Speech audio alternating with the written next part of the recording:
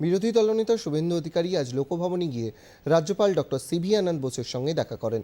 মুখ্যমন্ত্রীর নির্দেশে জেলাশাসকরা তৃণমূল ও আইপ্যাকের সঙ্গে যোগসাজশে লিপ্ত হয়ে সাধারণ মানুষকে হেনস্থা করছেন বলে অভিযোগ করেন তিনি।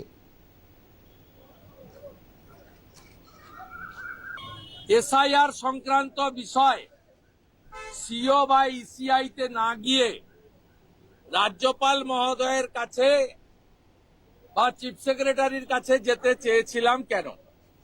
প্রথমত চিফ সেক্রেটারির কাছে যেতে চেয়েছিলাম এই জন্য যে তার নিযুক্ত প্রশাসনিক আধিকারিকরা ইচ্ছাকৃতভাবে রাজনৈতিক উদ্দেশ্যে পরিকল্পিতভাবে ভোটারদের হয়রানি, এসআইআর কেন্দ্রগুলোকে মাছের বাজার, হিয়ারিং এর নামে বিশৃঙ্খলা, তৃণমূল কংগ্রেসের গুন্ডাদের এসআইআর হিয়ারিং সেন্টারে ঢুকিয়ে নৈরাজ্য তৈরি করার কাজে উৎসাহিত করছেন, অ্যালাউ করছেন।